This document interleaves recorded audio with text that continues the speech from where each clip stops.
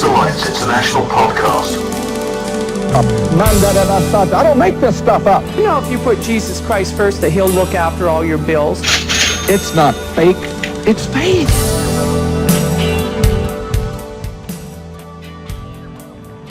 Hello and welcome to the latest episode of the Atheist Alliance International podcast. I'm Jason Sylvester, aka Diogenes of Mayberry, your host. And just before we get started, I'd like to remind everyone to please like and subscribe. So you might notice a slight change today. Today we're using some avatars. Both sides are having some issues with their webcam, so we just decided to opt for the avatars. So today's guest he's raised in Israel, but he's been living in Australia for a while. This is Eran Segev. He's the past president and a committee member of the Australian Skeptics, and he's here today to talk to us about what drives him and his passion for skepticism. So welcome, Eran. Thanks, Jason. Yeah. So maybe just a quick background. Give everyone some quick intro on yourself, something interesting people might like to know. Yeah. So I am originally from Israel. I was born in Israel. I was raised in Israel. I arrived in Australia in '99 as a 35-year-old with two children. I now have three sons. I think I've always been a bit skeptical, but not an educated skeptic. I was kind of more of a cynic probably than a skeptic. And then in about 2001 or two, I somehow by chance, it's a bit of a story, but I found Australian Skeptics, and it felt like I saw the light. It was a bit of a religious experience, probably I could say. That I just realized suddenly that there was a whole community around skepticism, and that there was more to skepticism than simply doubting what other people think. There is a method to it. Again, I've always followed science. I've always been really interested in science. I'm an IT guy, but I don't have the temperament of a scientist, but I've always been very interested in science. So for me, discovering Australian Skeptics and discovering the scientific method and scientific skepticism in particular being represented in something other than pure science was a huge revelation. I've become involved very quickly, and by 2003 I was a committee member, and then by I think it was 2009 I became president for the first time. I was president for about 3.5 years, and then I took a break for I think a couple of years, and then I was president again for 4 years. So altogether, a fair bit of time. So something like 7.5 years of a 10-year period or 9-year period of being the president of the organization. And my passion is I have a lot of passions that are specific. I would say that alternative medicine, or I'd like to call them alternatives to medicine, are my main passion because I think that's where most harm is being caused. But just general skeptical thinking, critical thinking, understanding the way thinking fails is probably something that I am particularly passionate about. Okay. Well, I can understand the cynicism. So as you can tell from my author name Diogenes, that I'm paying homage to the famous Greek cynic and his disdain for human stupidity.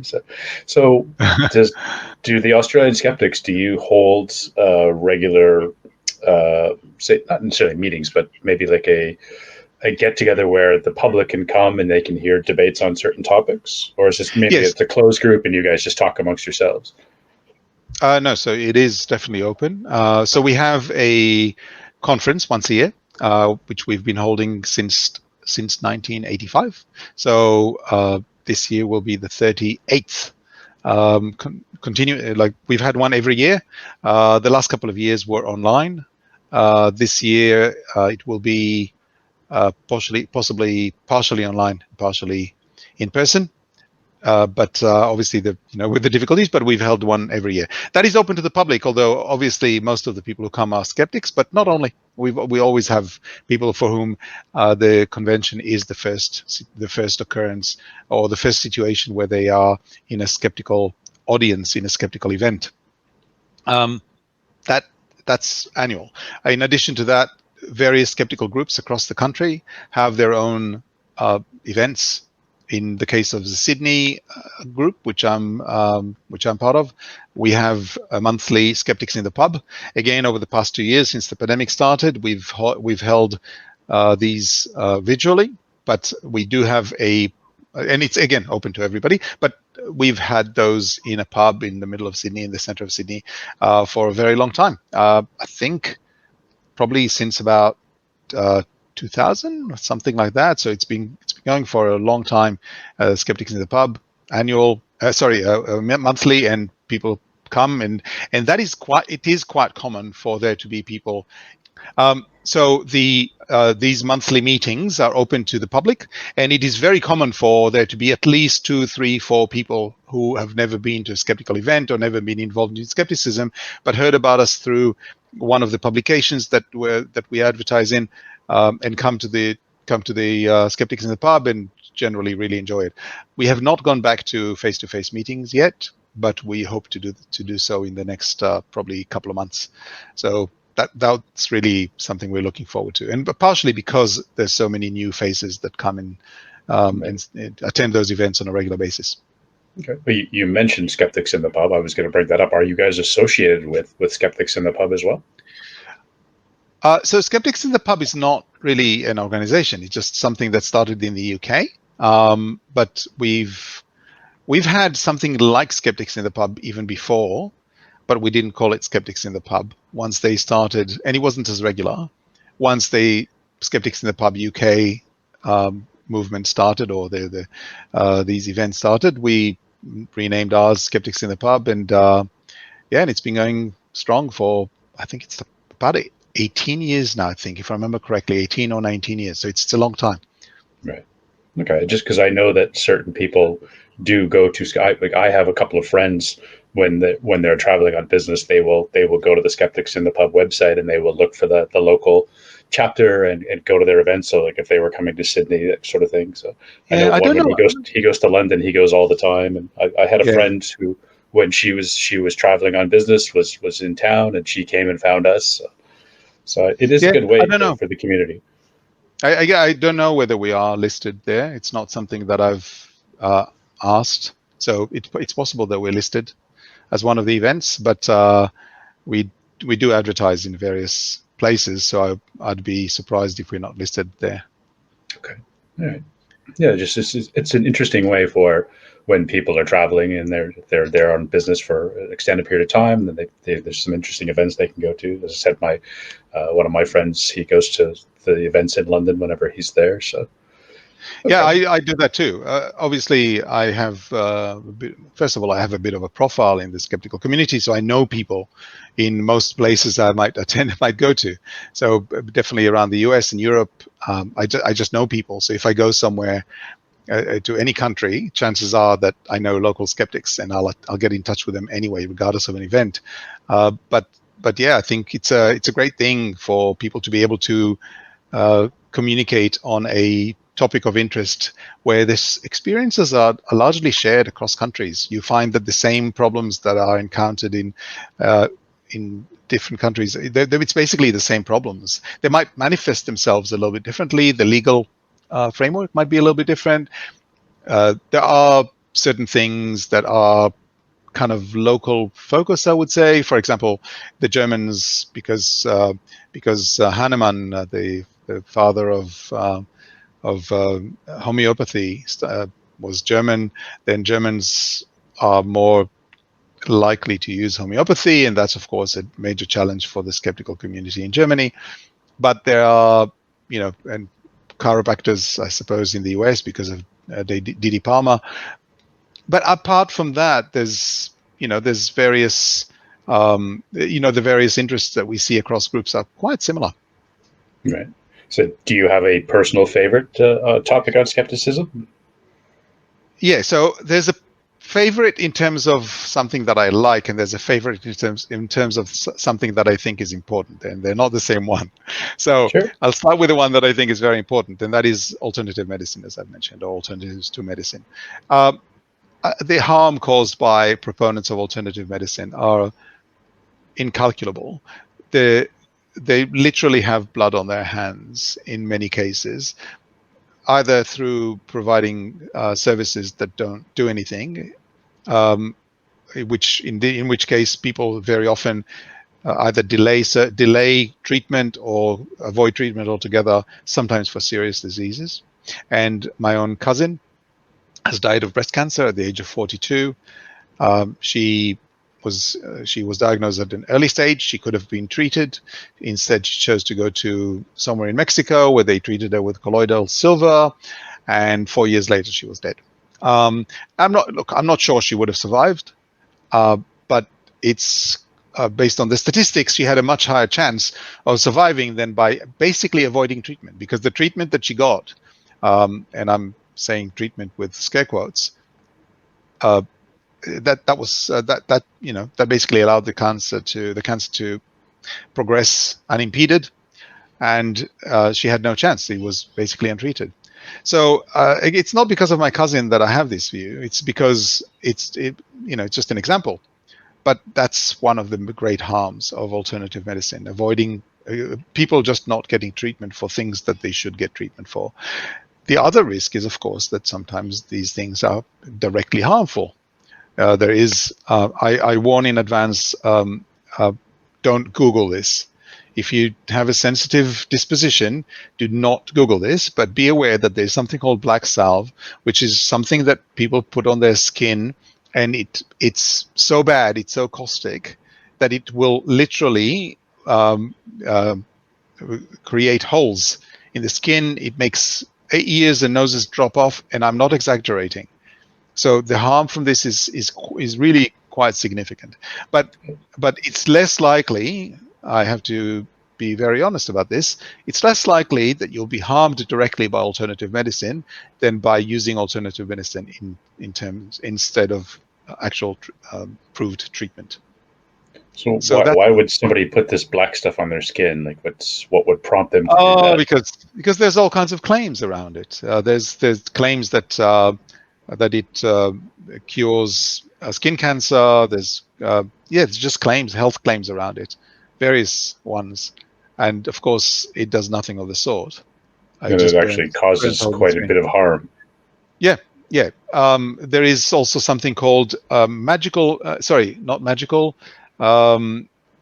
something mineral solution. I forget MMS. I think it's a magical mineral solution. I'm not sure. It could be that it's not magical, the first word, but that is basically bleach, industrial bleach, and people drink that, and it's supposed to cure autism and all kinds of other things. And apart from the question whether it's even moral to talk about curing autism, it clearly does not do anything to improve the condition of people with autism, and it can be obviously very harmful because bleach is not meant to be ingested in this way. So again, there's a lot of these kinds of things, but most of the harm caused by alternative medicine is by people spending money, spending time on things that they should not, instead of getting actual treatment.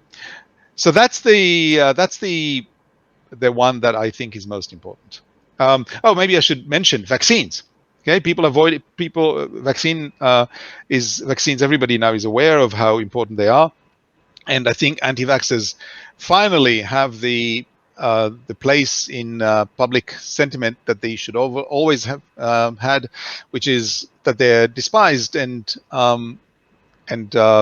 disrespected. But that's always been the case, and I want to make it very clear. I'm not talking about people who don't know enough and are hesitant about taking vaccines. I think it's completely appropriate to be hesitant about any type of treatment that you're going to get. It's okay to ask questions. It's okay to seek evidence. So I'm not talking about the vast majority of people who even delay or sometimes refuse to take vaccines because they were misled by anti-vaxxers. I'm talking about the activists who are promoting the anti-vaccine message, who lie about vaccines and who make people hesitant.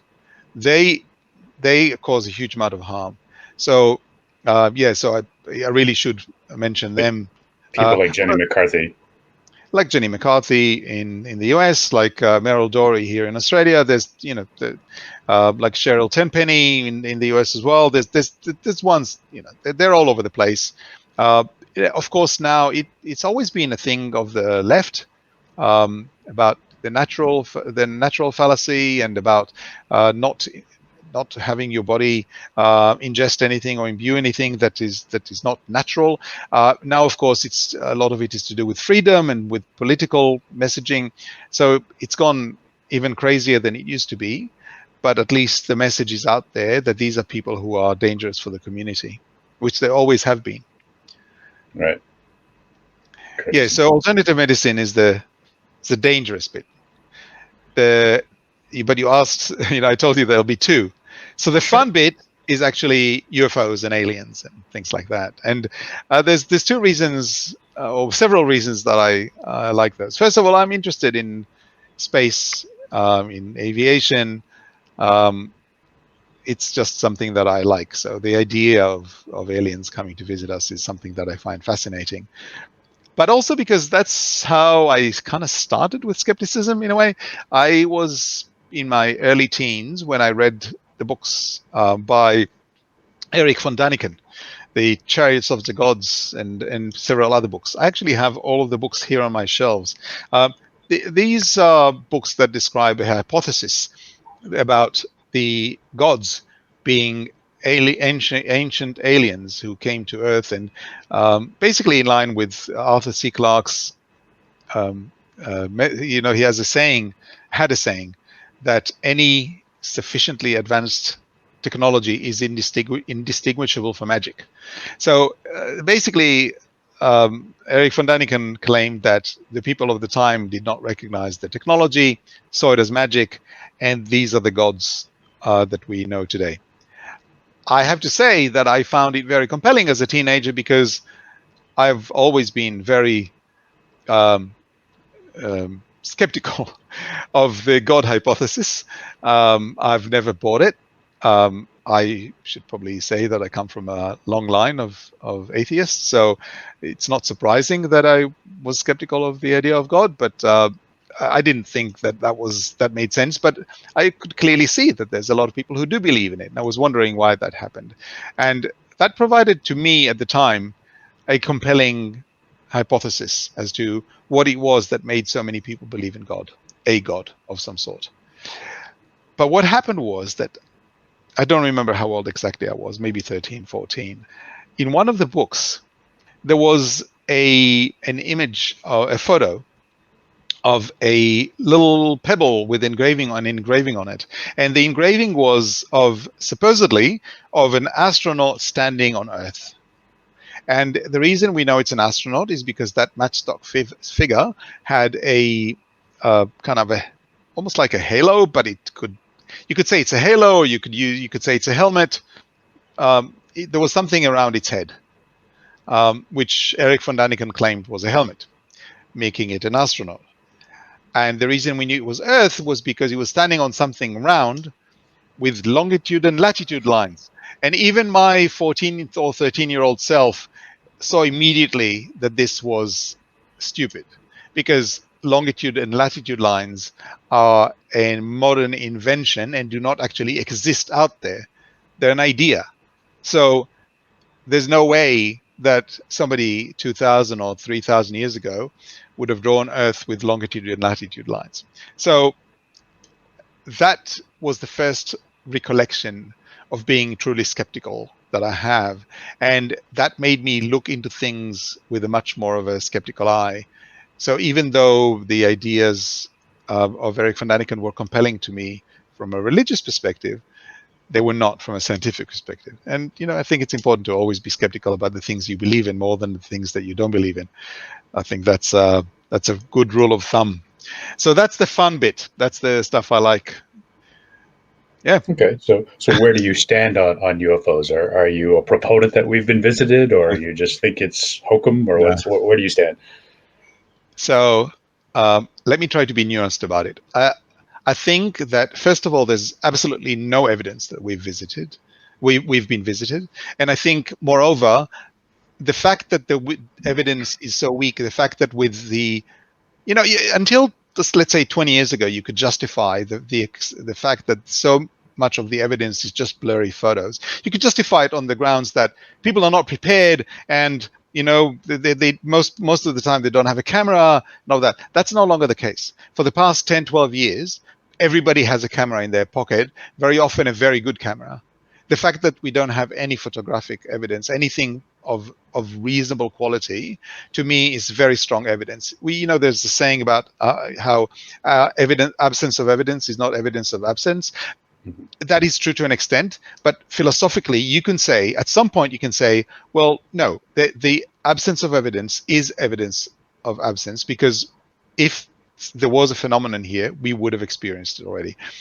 There's also, the Fermi paradox. Where are they? It's the same thing. It's the absence of evidence leading us to believe that there's an absence of what it is that we're looking at. So that is one thing. There's no evidence, and as a scientific skeptic, I would say no evidence means that it's not happening. There is beyond that the fact, or it is a fact that the universe is very, very big. The distances are huge, and the speed of light is a limit that is unlikely to be possible to surpass. Again, I'm not saying it's. I know that there's all kinds of ideas where in a lab there may be possible, but it's unlikely that it's possible on our scale. Wormholes and things like that.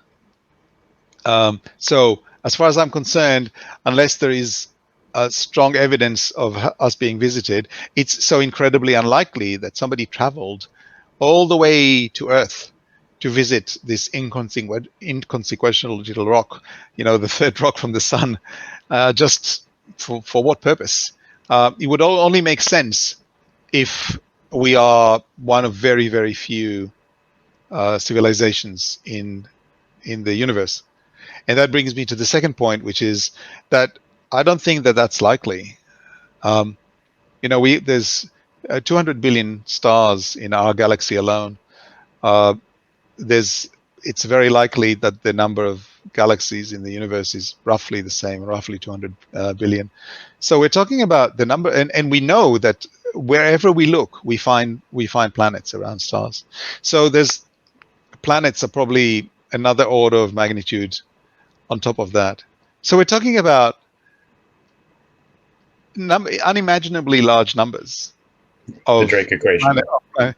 Yeah, so the thing is, the Drake equation, there's a lot of unknowns in there, but we do know the number of planets. We can estimate the number of planets that are in habitable zones, in the sense that there can be some flowing liquid in there, either methane or water, some kind of solvent could be there. Even if we just limit it to water, which is, I don't think it's warranted, but it's not unreasonable. You're talking about trillions and trillions and trillions of planets in the universe that would be habitable. The idea that civilized life has not arisen anywhere else other than Earth seems unlikely to me. Yeah, statistically unlikely. It also seems, to me, it seems rather egotistical that we humans think that we are, alone in the universe, and that, especially for the theist, that we are the creation of this universal God who created all of this just for us. Yeah. So. Well, there's a lot of evidence that he hasn't created all of that for us, and that's we don't need that unlikelihood in order to be quite convinced that there is no God, at least not a personal God that created humans. I'm willing to grant some leniency to the idea of the deist God, a God that started it all and then just sitting there watching. I don't believe it, but at least there's some consistency there. But there's complete inconsistency if you go beyond that. But anyway, so I'm not saying, I want to be nuanced about this. I'm not saying that there's definitely life out there apart from on Earth. The reality is we have no evidence of that. It just seems to me very unlikely that there's no life out there based on what we know. But maybe that one thing that we have no evidence for, maybe the probability is so low that despite the large number of planets, it's still only one, just by complete chance. Not with a God, but just by complete chance. It is possible, although to me seems very unlikely. Yeah. Okay. Just to switch gears a little bit, so you did mention about coming from a long line of atheists, and I have met quite a few Jewish atheists. You mentioned you were born in Israel.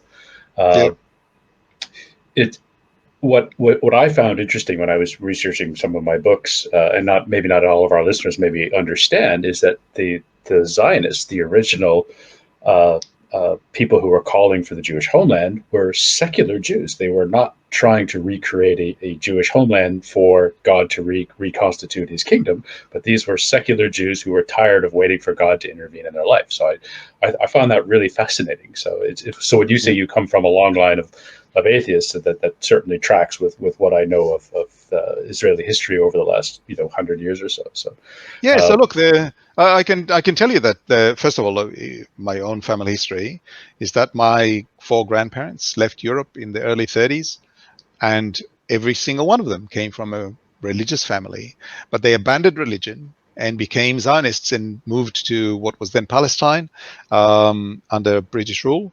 Hard life, um, and took they accepted great dangers and parting with their families to a large extent, because they did not want to wait for the Messiah, which was the traditional way Jews viewed their lot. That's what we have to do. We have to wait for the Messiah, and the Messiah will lead us back to Jerusalem. To Zion.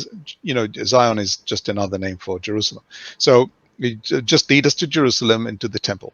That's what it was all about. But the Zionists basically said, the original Zionists said, we're not doing this. We're taking life in our lives in our hands, and we are doing something. We're not just waiting for the Messiah. And rejection of religion was an important part of that. So absolutely, that's the case. And what you see, even before then to a certain extent, but definitely now, is that a significant proportion of Jews are non-religious.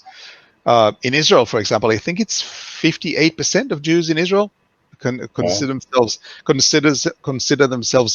The term in Hebrew is not atheist; it's secular. Is the name that people use. But basically, these are people who do not believe in God. They may observe some of the Jewish holidays and just some of the traditions, but they're not religious in any meaningful way.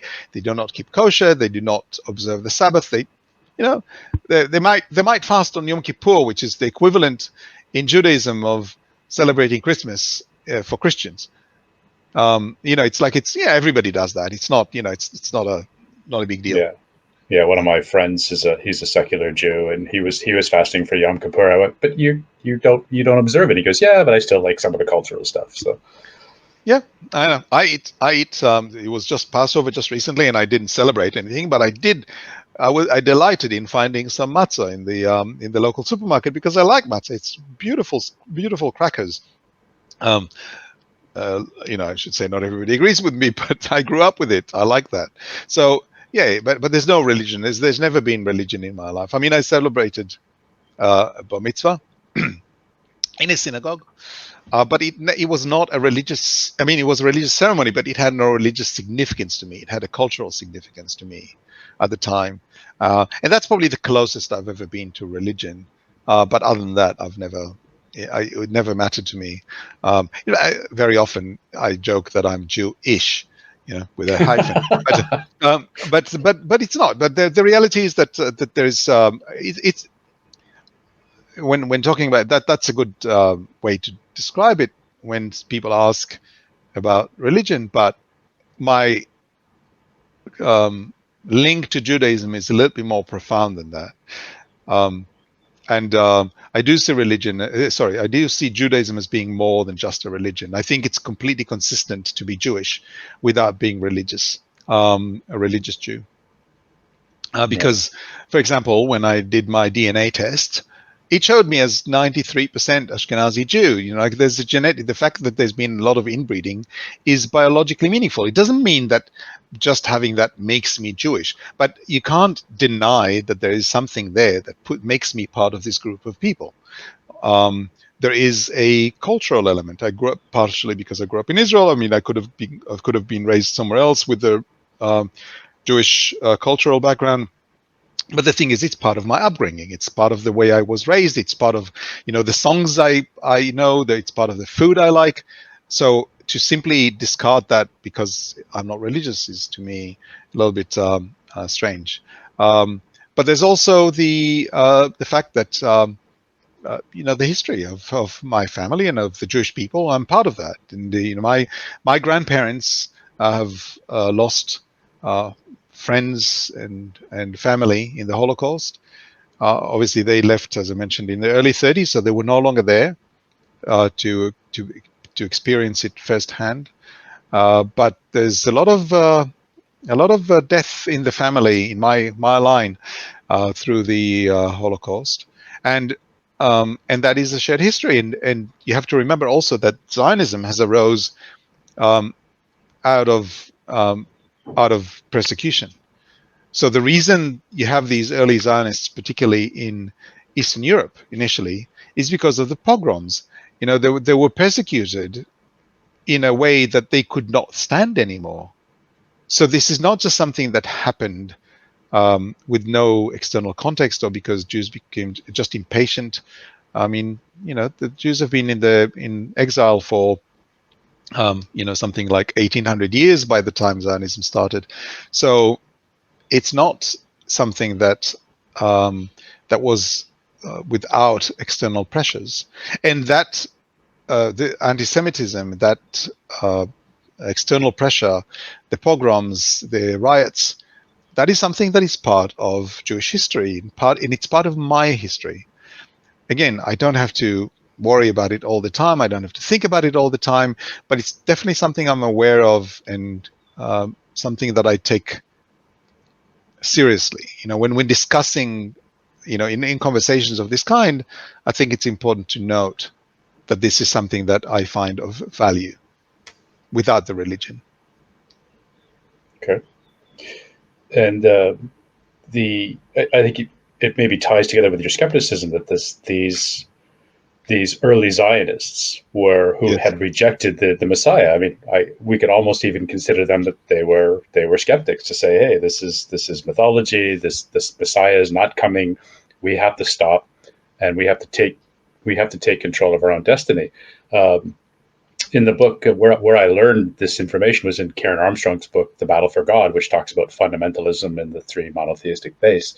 And she was saying, even though the Zionists were secular, she's saying the Orthodox Jews were just horrified that, like, how dare you intervene and try to circumvent God's plan, and then yet they all seem to happily come to Israel after the secular Jews had created it. And as you said, 58% of the population is secular, and yet the hard right Orthodox Jews seem to really control the politics there. It seems a little baffling, a little bit, like, to stand back and think, the majority of the population is not religious, and yet the Orthodox have so much power in the political arena with the army as well. It must be frustrating to witness as well for someone like you who grew up there. Yeah, well, of course it is. But it's, I think a good example would be to look at what's happening in the US, because everybody knows what's happening in the US, but where the number of senators, what is it, about 30% of the population of the US are represented by something like, I don't remember exactly the numbers, but basically the red states, because they're represented by senators, 2 senators per state, regardless of population, all of the red states in the middle of the country, with very small populations, are represented by the same number of senators as the much larger, some of the larger democratic states. And there's no problem at all with, like, Florida, a red state, or other states that are, but when you think about Wisconsin or Idaho, or, these small states that each have 2 senators, basically the value in the Senate of a Republican vote or a Republican elector is significantly higher than that of a Democratic voter in, say, California.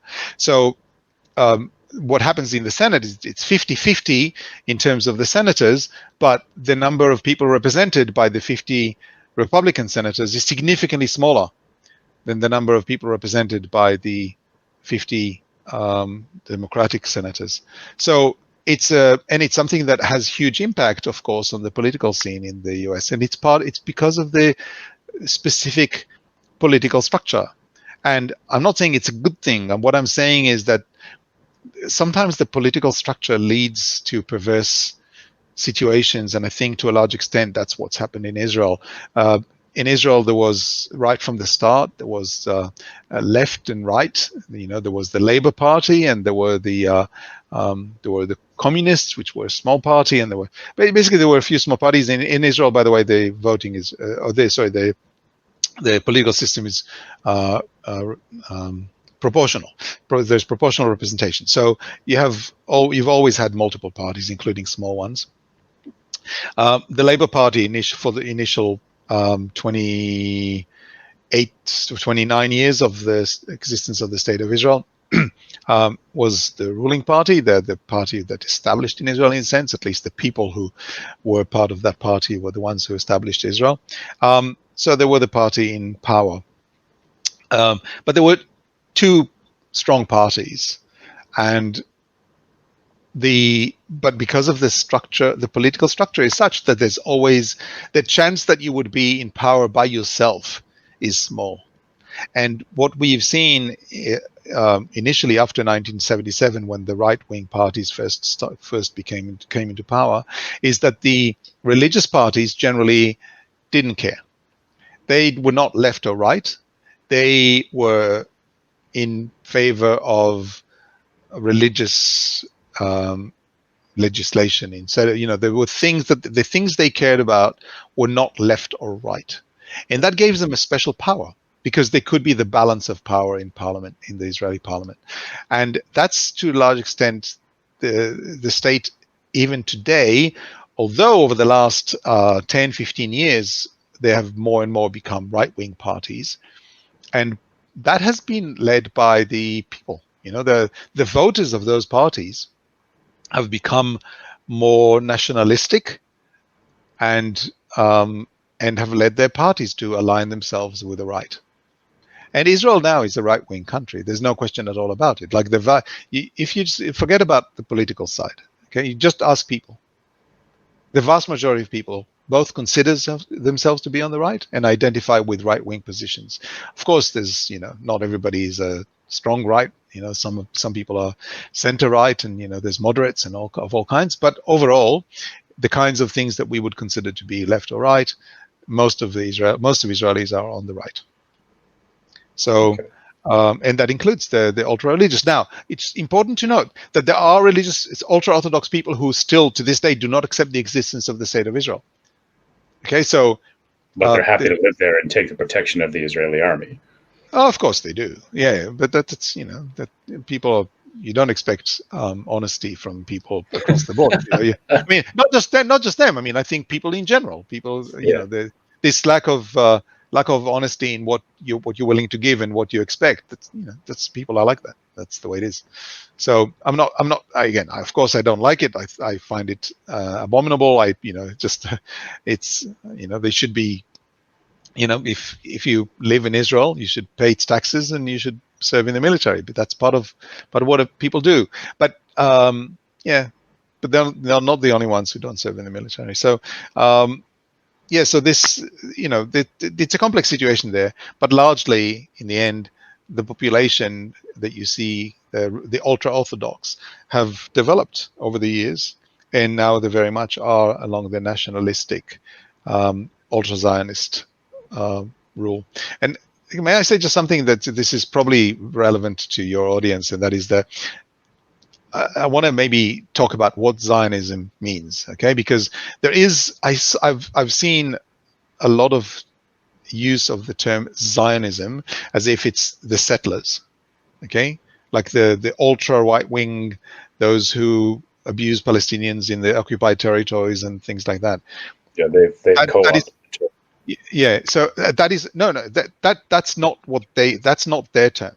That is absolutely, calling them Zionists to the exclusion of other Israelis is something that is absolutely something that comes from anti-Israeli sentiment. It is simply not true. Most Israelis would consider themselves to be Zionists, There's a lot of Jews around the world who are appalled by what Israel does with the Palestinians and in other ways, from a political and military position and activity, but still consider themselves to be Zionists in the sense that they believe that Israel has the right to exist and that it should be the homeland of the Jewish people. Now, there's nuance around it, and there's different people think about it in different ways, but that basic understanding does not require you to you can be a Zionist without thinking that, for example, that Palestinians should be under Israeli oppression, or that it is okay to occupy Palestinian territories. So I think it's important to have that terminology very clear. I just thought I'd mention that because we spoke about Zionists for a bit, and this is something that's been a bit of a bugbear of mine for a while. So these settlers do not self-identify as Zionists, is what you're saying? They do, but they're not the only ones. So they don't say we are the Zionists. Okay. For example, the Labour Party, I think what was the Labour Party previously, the last, I don't remember if it's the last election. I don't vote in Israeli elections because I live in Australia and I don't think it's my right. I can't vote remotely anyway, but I wouldn't vote even if I could. But they call themselves the Zionist camp, the Zionist group. So that tells you more than anything else. This is they're supposed to be the left, or at least center left, and they call themselves Zionists. So this thing about Zionism being the ultra right-wing oppressive group, that is absolutely incorrect and comes from an attempt to, it seems to me to come from a place of attempting to disparage Zionism. Right. So it's more like you said, those who are anti-Semitic, who are painting these people with the brush of the Zionism, as we discussed previously, was the secular Jews who were looking for a safe haven, and they've sort of co-opted the term and using it to tarnish the settlers who are behaving in some cases abominably, as you said. So, and no, I don't. I know. I'd like to maybe correct myself here if I think you made myself misunderstood. So no, I'm not. First of all, I don't think it's. I don't think it has been. There's no anti-Semitic element in it necessarily. I mean, I'm not saying there's no anti-Semitism. Of course, on the left, there is, but using the term Zionist is not necessarily coming from that sentiment. I think it's largely a misunderstanding. It could be that there's also people who do it out of anti-Semitism. Again, I'm not arguing otherwise, but to say that that's what it comes from, that's the motivation, I wouldn't go that far. I have no evidence. I haven't seen no evidence that that's the case. I think people are just wrong about it. People just, I suppose probably somebody started it that way, and it's kind of became a bit of the way people see what Zionism is. It's just wrong. So with some forged documents from back in the the Chronicles of Zion or something. Maybe that's I can't remember the exact name. Yeah, it's called the Protocols of the Elders of Zion. Yeah, it's been shown to be a forgery, right? Yeah, it was published in 1903 and was shown to be forgery very, very quickly. But it is still in print, and of course, for many years it was a tool of the anti-Semitic right, and it is now something that is more likely to be it's in print in Arab countries to this day. It's in print in a lot of places. It's in print in Eastern Europe. So yeah, it's a common device against Israel. Of course, it is a forgery. It's not even a particularly good forgery. It's been shown to be forgery. I think by 1908, it was known to be forgery. But people are looking for a reason to be anti-Semitic. They can always find something. So. Yeah. So maybe that's part of the roots of how the Zionism, what it started as to what it's been branded as. Maybe has some roots there. It's possible. It's possible. But I think it's mostly, again, the way I see it, it's most likely be a misunderstanding. I know people who are completely friendly to Israel, who say that, who are not part of the discussion on a regular basis, who will use Zionists to refer to the settlers.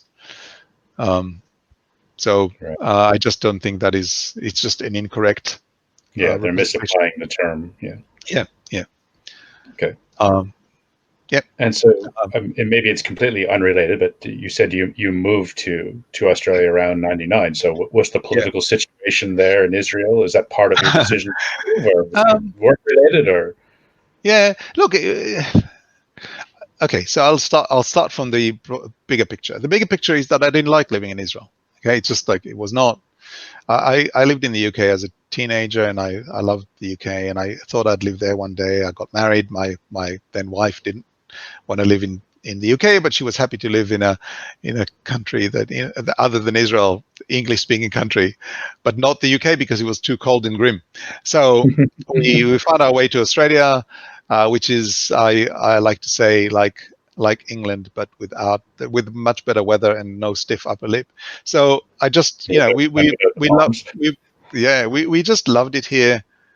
From a very early stage, and 23 years on, it was 23 for me. It was 23 years last week. So, I've been here for a while. My kids grew up here. Again, 2 of them were born in Israel, but they came here as little children, and they're Australian in every possible way.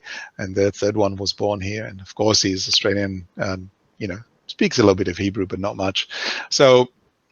It's this is home, and again, I'm very much attached to Israel. I have family there. I have friends there.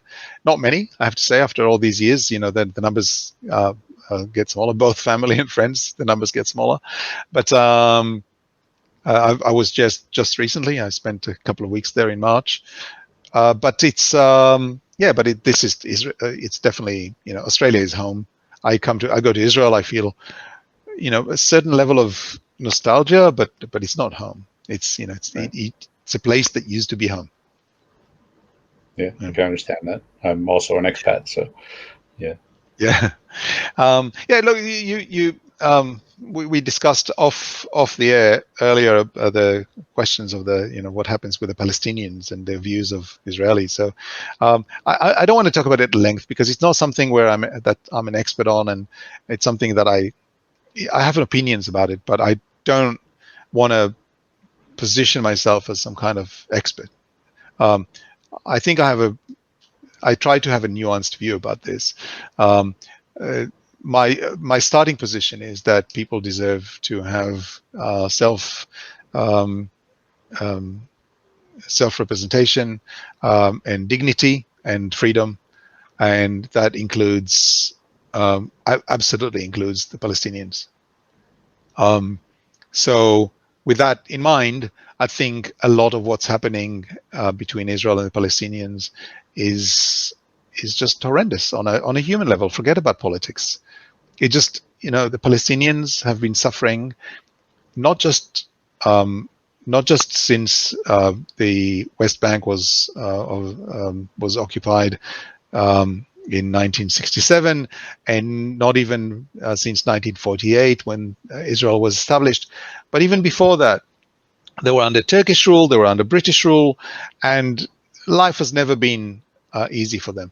It is particularly difficult now, obviously, because they have a very powerful military force controlling their lives, and it's done in a way that is difficult for me to reconcile with the spirit of Israel's Declaration of Independence, which is it's as a humanitarian document. It's a wonderful document. You read it and you say, if that has been applied properly, we could probably not have any complaints. Things would have been much better. Unfortunately, that's not the case. At least with the Palestinians outside of the Israeli. The official borders of Israel, so Palestinians that are under Israeli control, but not within the Israeli state, which is so basically the Gaza Strip. The Gaza Strip, Israel doesn't control anymore, but definitely in the West Bank, the Palestinians are supposed to be under self-rule there, but obviously Israel controls a lot.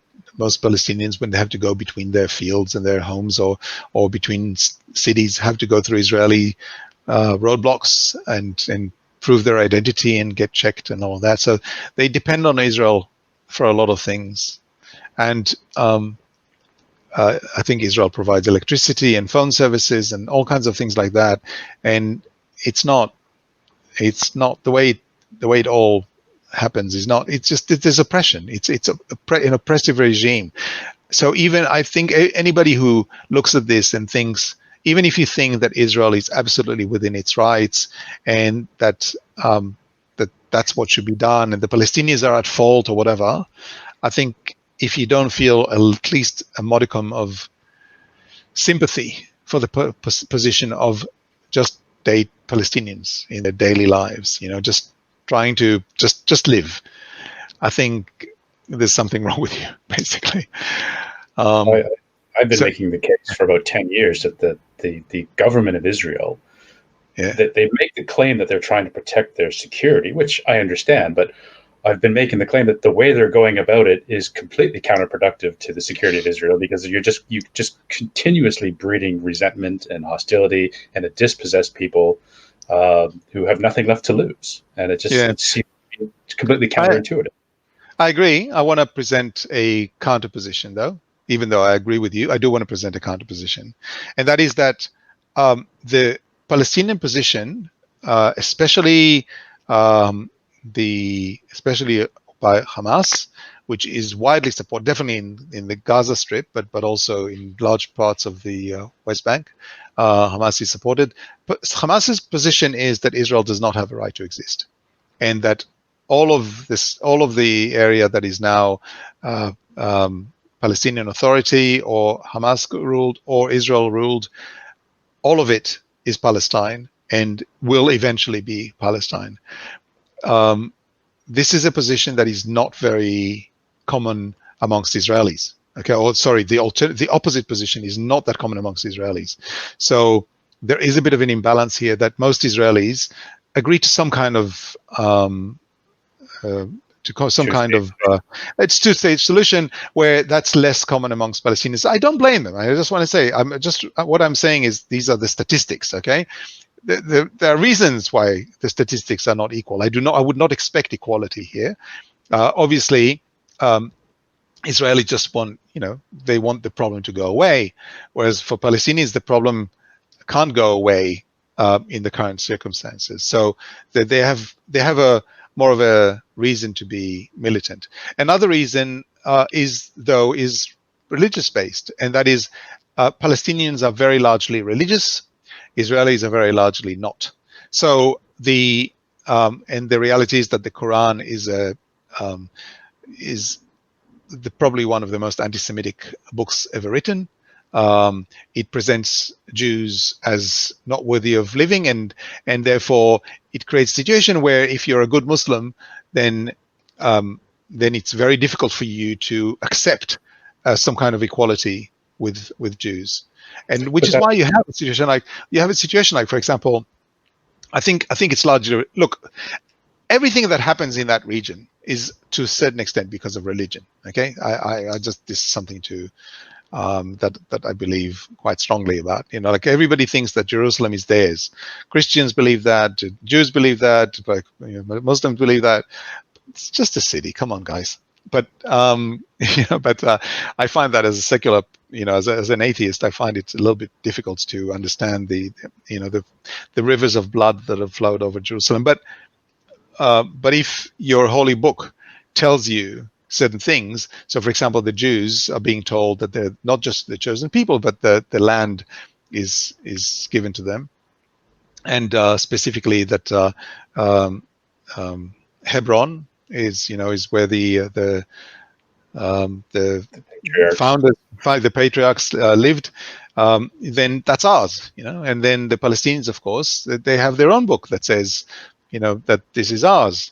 And God said so. So in both cases, if you believe it, it's absolute. There's not going to be a discussion about something that came from God, right? So I think that's where religiosity comes into play in a very significant way. and the ability to resolve matters is becomes problematic. And then you have certain moral imperatives that come from the way you see the other side. Just because, probably only because Islam came later, that there's nothing in the Bible, in the Jewish Bible, that says that anything about Arabs or Muslims, but there's a lot about Gentiles in general, and it's not very forgiving, and it's very rough and very violent. So it's not. I don't think there's anything that's, it's not because Judaism is better inherently. It's just that Islam came later, and Islam specifically spells out Jews as evil and weak and immoral and all kinds of other things, and unworthy of being rulers of any territory. So yeah, but that sort of where I would object to that, and is obviously Islam was predicated quite a bit on Judaism and Christianity, like you're saying with the Hebron, both sides claim it.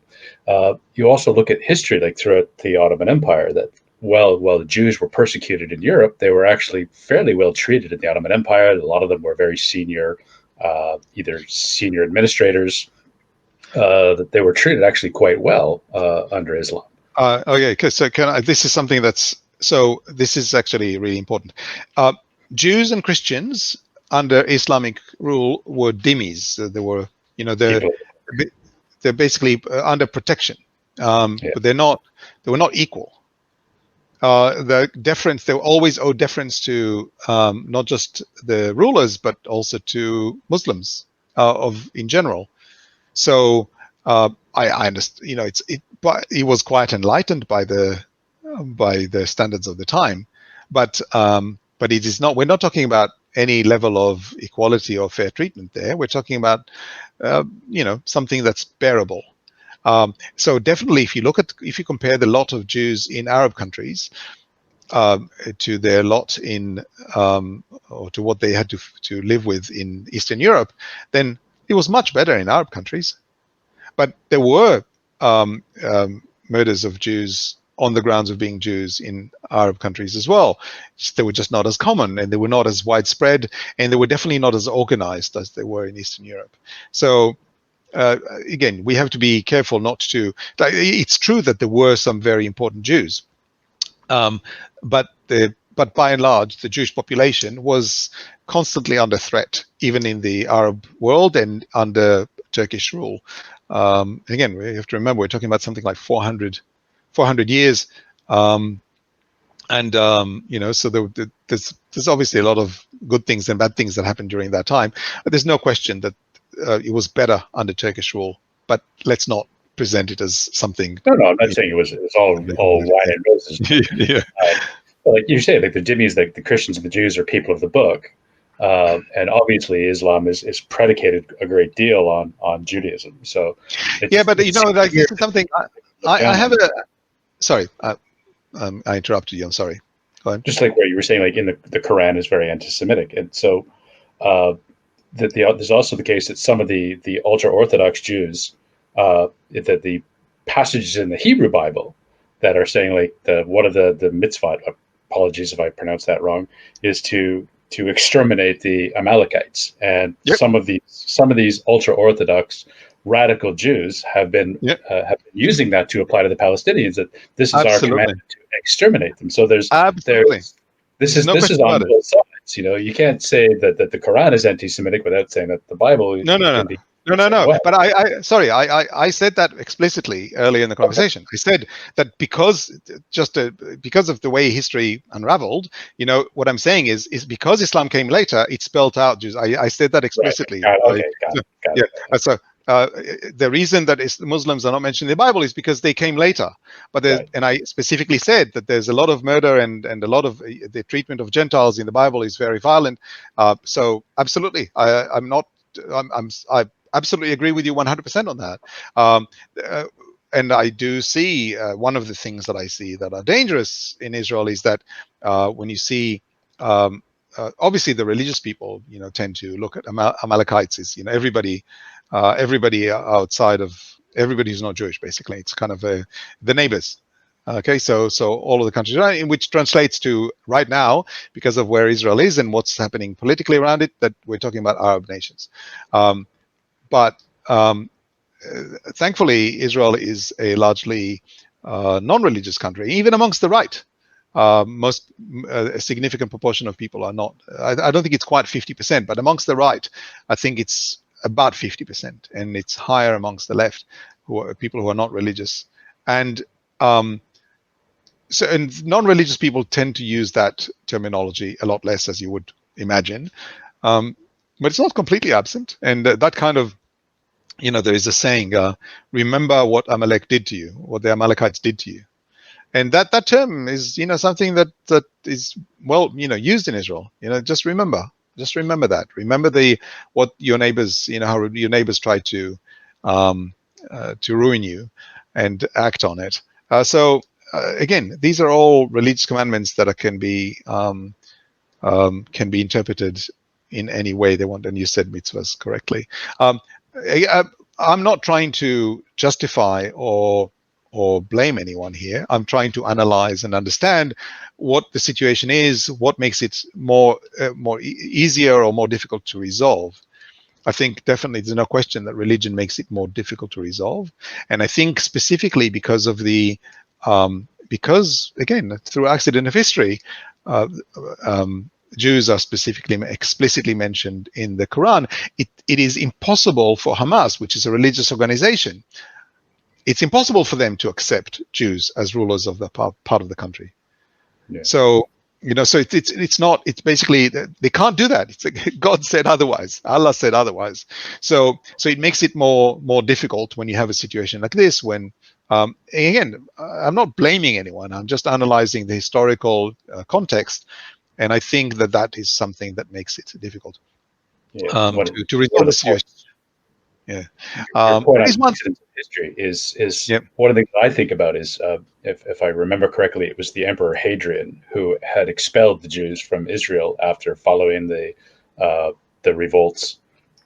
And I often think that had the Jews, and obviously there were previous diasporas, there were Jewish communities in Egypt and Greece, but had the bulk of the population not been expelled, then there wouldn't have been the Zionists to come back, and then would the Jews and the Palestinians have just been living beside each other for the last almost 2,000 years anyways, and there wouldn't have been this recall for a homeland. And I think about that from the accident of history perspective sometimes, and just how absolutely.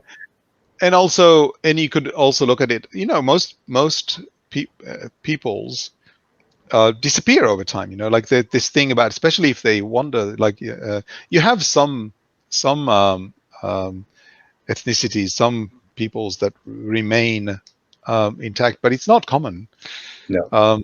So definitely over almost 2,000 years, it is through again. I don't know if you know what happened with Israel. Judaism was until 130 AD. Judaism was essentially a religion of ritual. So it was all about the temple.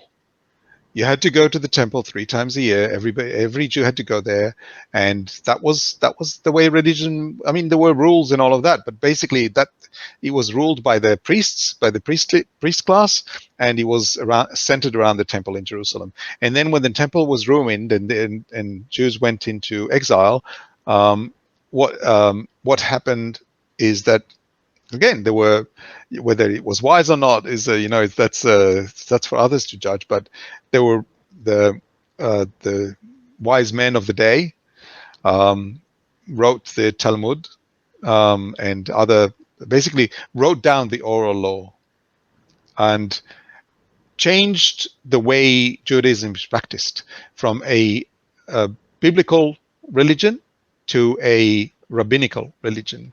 And most Jews today do not live by the Bible. They live by rabbinical decrees.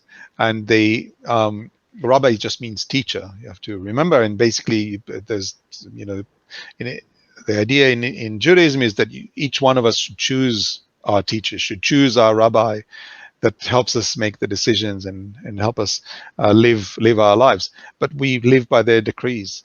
Now, of course, it's been centralized. It is written down. It was sealed in the year 200 AD. So it's been written. The oral law had been written for for almost 2,000 years itself. But it's changed the way Judaism is practiced, and it allowed Judaism to remain an active religion for all this time without being in Israel. But throughout that time, and in all the various diasporas, you still had that longing for Jerusalem, for the temple, despite the fact that the religion has moved away from that.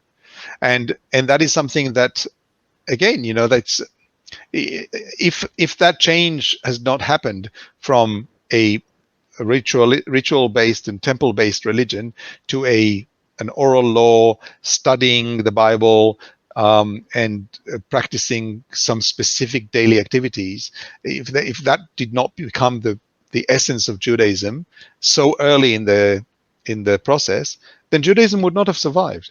So there wouldn't have been anyone to come back to Jerusalem 2,000 years later. So again, there's all kinds of these circumstances, but I find this really interesting, and obviously it's important to remember that these are all accidents of history. Yeah. But they're there. Right now we have a problem, and we're not talking about. And I think that's probably the most important thing to remember, is that we're not talking about good and evil here. Okay, it's not. There's no question at all that we're dealing with a military power against some people. The Palestinians are basically, as a military force, they don't even count. So they can hurt Israel, but they can't terminate Israel. And Israel today, if it applied its military might against the Palestinians, unimpeded by public sentiment or the world or America or whoever, or internal pressures, then he would absolutely destroy Palestine, destroy it to the ground, like completely raze it to the ground. So that balance that imbalance of power lead to a discomfort in the conflict, which, again, if you don't feel discomfort about it, then there's something wrong with you. There's certain things that are happening there that are quite terrible, and that are the result of this power. On the other hand, it's not just about the one who's powerful is not necessarily the bad person or the bad element in this, or at least not in every element of this conflict. So, for example, the Israeli military has this thing where before they bomb in residential areas, which Hamas has military bases inside residential areas, inside residential buildings. So Israel has this thing where they drop warning bombs. So basically it's a bomb that's a small explosion on the roof of the building that basically it's strong enough to warn people, but it's not strong enough to cause any significant damage. And that basically tells people within 5 minutes, we're going to destroy this building, and people run away. Now, they're still destroying the building. I don't think anybody in their right mind could say that that's a good thing or something that you could easily accept, even within the context of a conflict. But there's no other military in the world that warns civilians. There's literally no other military in the world that in situations of conflict that involve civilians develops weapons, especially so that they can warn civilians. There is also the fact that most of the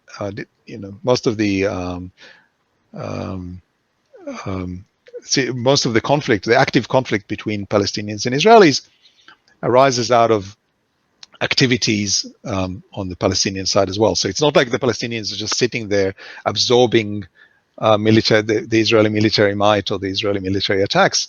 There's all the rockets that are being shot from Gaza on Israeli kibbutzim and on towns close to the Gaza Strip. It doesn't happen really that much around the West Bank, but Gaza Strip is, it's a force that attacks Israeli civilians. So but my point here is not to justify anyone. Okay, so I'm not particularly pro-Israeli in the scheme of things. I think Israel has a right to exist. I think Israel makes some terrible mistakes. I also think there should be a Palestinian independent state. However, I'm concerned about the fact that that kind of state is unlikely to accept the existence of Israel by its side. So there's all of these kinds of things. I see them, and as I said, I'm not an expert on all of these on any of these things. I just try to look at it and not to take the easy way out by simply seeing either side as good or bad completely, understanding that there is complexity to this. There is a complex history. There's religious elements. There's ideological elements. There are there's the current balance of power. All of these things come into play, and unfortunately, because of all of these things, because of this complexity, as much as I would like for there to be peace between Israel and the Palestinians, I don't see that happening in my lifetime. And that's one of the reasons that I live in Australia. Okay. Yeah, you mentioned about how can you look at this and not be conflicted. And I was attacked by some, but admittedly secular Jews. So I was criticizing the way Israel is handling the situation, and they were coming after me and claiming I was anti-Semitic. And I said, how could you look at what's going on there and call yourself a humanist? How could you just give Israel carte blanche and you completely absolve them of all responsibility? How could you call yourself a humanist and a humanitarian? And you just look at me for calling out their abuses and call me anti-Semitic. And I'm like, sorry, it's fair comment. So. Can I tell you? I'll tell you something that is just again. I have a lot of Israeli friends, and the sensitivity comes from a place that I think needs to be addressed, and that is there is disproportionate, or at least there's a sense in Israel of a disproportionate focus on Israel's failings and on what Israel is doing wrong. Part of it is to do with international bodies. For example, the Human Rights Commission of the United Nations Human Rights Commission is so singularly focused on Israel that it's just laughable. You can't take seriously an organization that's supposed to deal with human rights that has never that had Syria chairing it, and whereas Syria chaired it at some point, and at the same time as Syria being the chair of the commission, Israel was the subject of 50% of all determinations by this body, of all rulings by this body. So now Israel, again, even if you accept that Israel is the bad actor in this, completely, 100%, is Israel responsible for 50% of human rights violations in the world? Like, seriously? Yeah. What about Russia and gay people? What about China and its entire population, especially Muslim population? What about the US in Iraq? What about there's so many examples you could give. 50% of all decisions being focused on Israel it just shows you that there's a focus. Sorry? It's a little lopsided, obviously. Yeah. It's so again. So there is a feeling in Israel, which I think it's a little bit more nuanced than a lot of Israel would paint it, but it's not untrue that the expectations of Israel are not the same expectations that would exist with other states. There is a level of imbalance in the criticism that Israelis see as arising out of anti-Semitism, and I think in some cases they do arise out of anti-Semitism, even if the person who makes those criticisms is not necessarily anti-Semitic. It's just these things develop, especially now in the age of social media. You just read things and and you come to know certain things, but the view is not particularly nuanced, and you don't necessarily know all of the history. So you could easily fall into the trap of thinking that the nuance that definitely exists in this situation does not, and criticize Israel as if it's a one-sided situation. But it's not. Both sides have a lot to answer for, Israel is the stronger party to this conflict, which means that they're more likely to do things that harm the other side. But I think if you don't criticize Hamas for what they're doing, both internally, by the way, with the Palestinian populations, and what they do in terms of Israel, like they target, they absolutely 100% target civilians, then you're not balanced in your view, and you're not being honest about the situation there.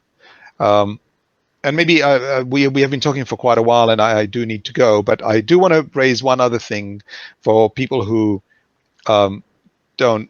think that see Israel as the bad actor here. Israel is a democracy, and it's got obviously a lot of failings, but it's a liberal democracy in the real sense of the word, in not just the transfer of power between parties on election loss, but also in terms of the way there is a rule of law. Again, just like in other places, just judges make mistakes, and the laws are not necessarily always what you want them to be. But it's a liberal democracy. It's a liberal democracy where the Mardi Gras is celebrated every year. It is a country where Arab, non-Jewish, even though it's defined as the Jewish, the nation state of the Jewish people, Arab or non-Jewish citizens have equal legal rights, and I do emphasize legal rights because in practice there are elements of discrimination. So I don't want anybody to think that I think that Jews and Arabs in Israel are completely equal, but they definitely have equal rights, and the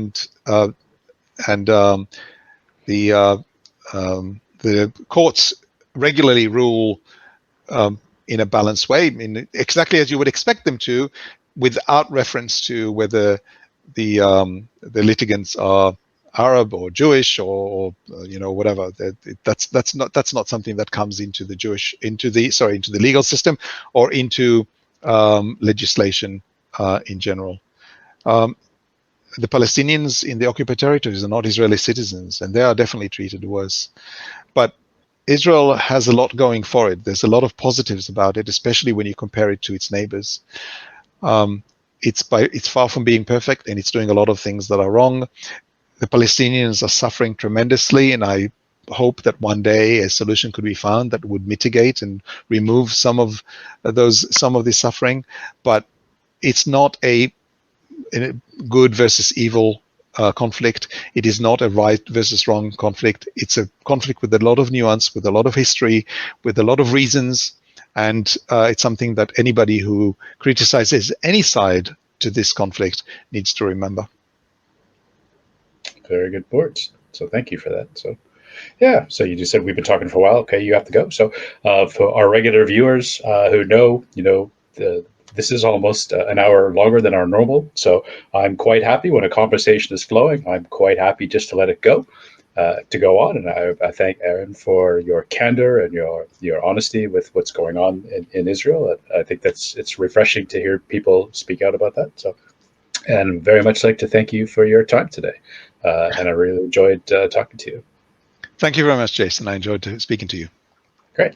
Okay, so we'll see everybody next week. Remember, please like and subscribe, and we'll be back in a week or two with our future guests. So everybody, enjoy your weekend and take care. Bye-bye.